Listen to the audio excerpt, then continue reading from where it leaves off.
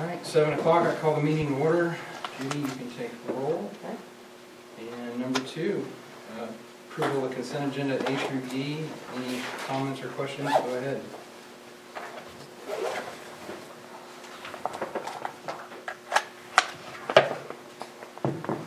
As far as our general fund encumbrances go, we're really kind of down. We're playing catch up a little bit on a few items, but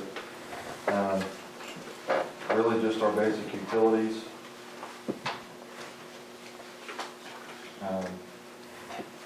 We've been able to make several claims recently through federal programs to get some of those purchases that we've made. Some of them earlier in the year, but some larger purchases, and we may see those next month come back. But building fund, starting to build that up just a little bit. We've had to make a few purchases out of that.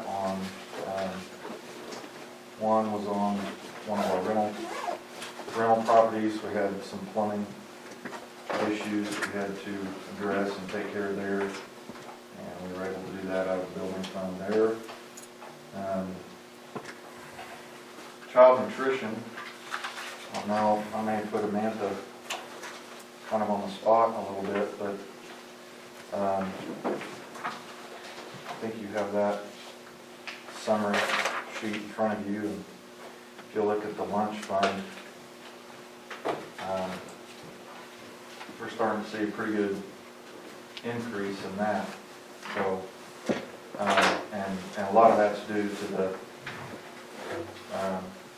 program where we get reimbursed.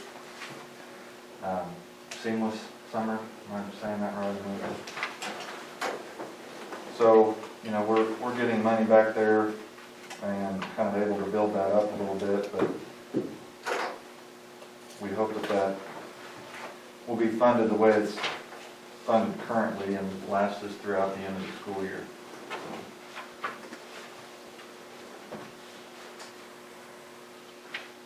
Any questions on any of those things?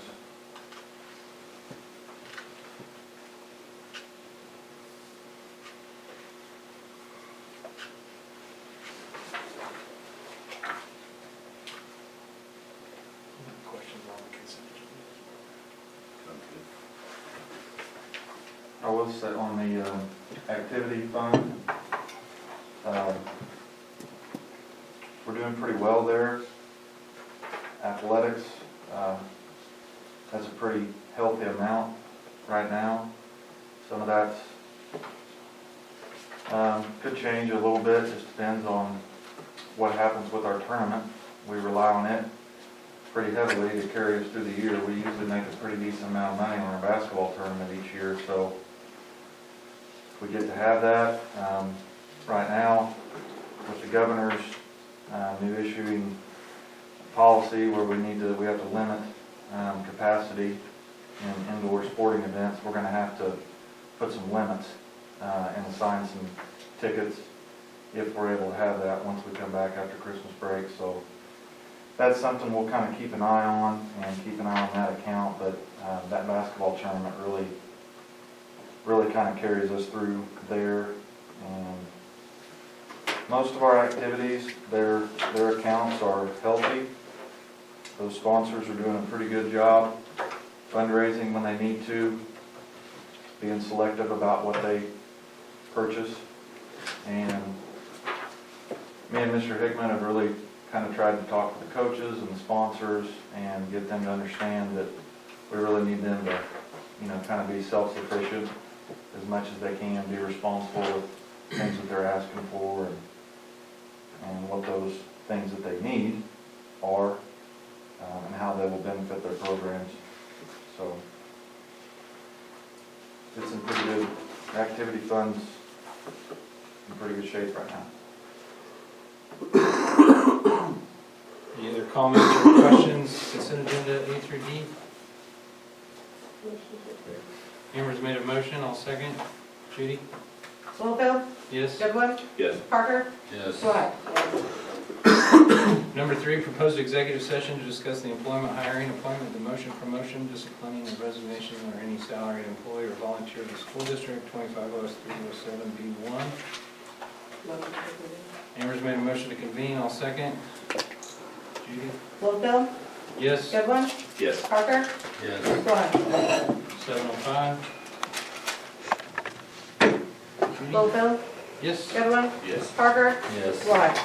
7:58. Go ahead, Amber. During the executive session, we discussed the employment, hiring, appointment, demotion, promotion, disciplining, or resignation of any salaried employee or volunteer of the school. Thank you. Number 4, discussion of vote to approve or not to approve the resignation of Ashley and Sarah, A and B.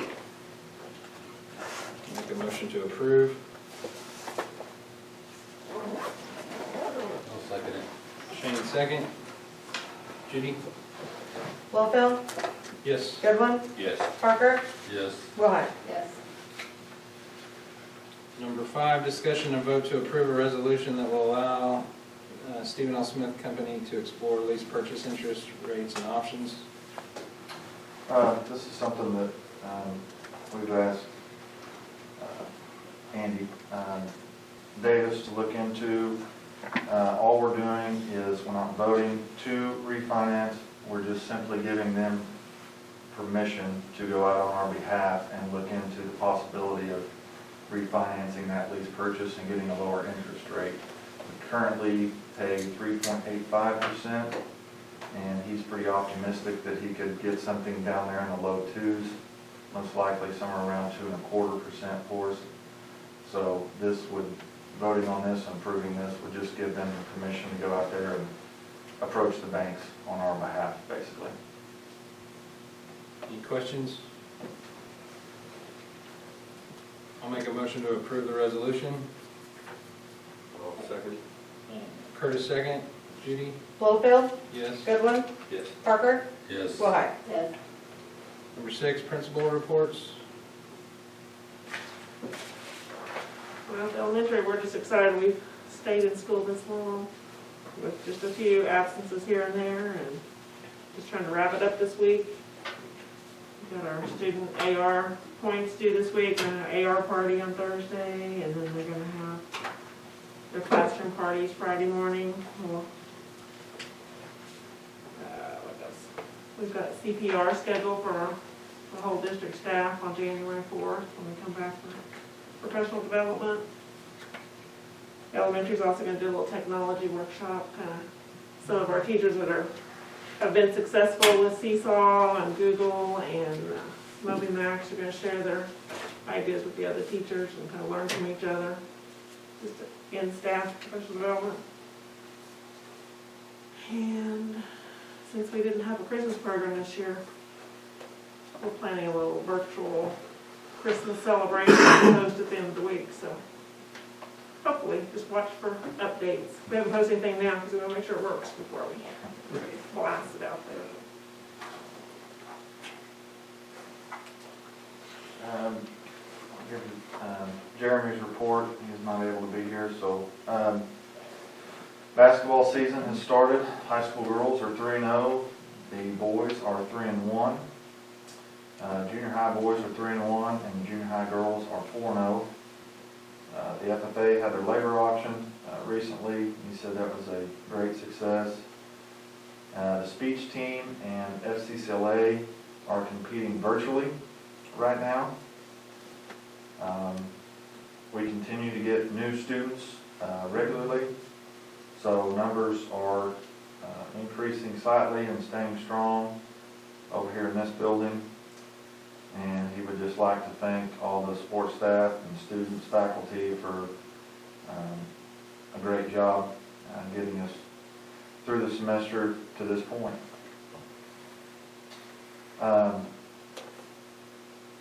Also, want to mention that, talking with Mrs. Jordan, we had a $1,000 donation given by the Lowell Rights Foundation. And they're always very, very generous every year and tremendous supporters. So I want to pass that along, the principal's report.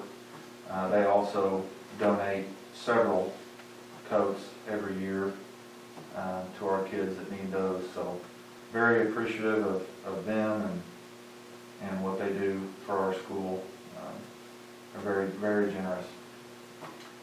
So I think that's it under principal's report. Okay, superintendent's report, so? We did today make the decision to go virtual for our 6th through 12th grade students for the remainder of this week. It was not a decision that we had planned on, but our situation with COVID in the last day or two has kind of gone up. We've had some staff members that have tested positive, and so try to get a jump on things and not make things worse over the break. We felt like it was best for all the staff and the students here in this building if we went virtual. We've been very, very fortunate so far all year not to have to make any of those decisions that affect a building, but we almost made it to the end. The elementary, that building seems to be doing very well over there. Their staff are healthy, and we've got a few kids out over there, but that's mainly due to things at home and those types of situations there. But all of our activities, with our current policy, it says that our activities will stop if we decide to do that. So we did have some games this week that were scheduled with some other schools, and those have all been canceled. Some of those decisions were made mutually because some of those schools are in similar situations as well. And just, that's one thing I've been, I think, impressed with, just the communication between all of our school districts, all through football season and now basketball season. I think the schools are really working together to try to get a handle on things and not putting each other at risk if it's not necessary. But, we've done a pretty good job, and I've talked about that before here all year. But, as the numbers go up outside, there's always going to be that risk here. And so we're kind of feeling the effects of that now, and we hope that all of our staff can get well soon. So it's been a busy day along those lines. I did talk to the staff last week, and we've had some different conversations at times, but I did meet with them last Thursday, and we've had several things going on the last few years, as everybody is aware, and one of the big things that's been looming out there is a tax protest that's going on with the oil and gas companies, and that really, over the last few years, has really kind of caught up with us. It's causing us some major financial strains. When that tax money shows up as monies that we should be receiving, the state aid from the State Department, it goes into that calculation, and even though we're not getting that money because it's held up in a tax protest, the State Department recognizes that as income for us. And so there's two sources that the schools get revenue from, and right now those two things for us are working against each other, and we're not being properly funded from either of those sources. And it's just causing a lot of problems for us, and this has been going on now for 2 years, and there's been a couple times over that time frame, I believe, that it looked like those things were going to come to an end, but they didn't. And so I talked to the staff last week and explained to them that we are making every attempt and every effort that we can, but at this point it does look like before the start of next school year we are going to have to go through a reduction in force. And to what extent, it's not clear yet. We don't know. Like I said, we're going to make every effort possible to minimize those effects. And take this situation very seriously and fix some of the short-term problems that we do have, but also keep in mind the long-term effects that it's going to have on our school district as well. So there's going to be some difficult times ahead and some tough decisions that we will have to make, but as I have assured them, they're very, very resilient. Any group of teachers that I believe that can teach through the situations and the, what we have going on with COVID and everything else, they show a lot of grit and determination.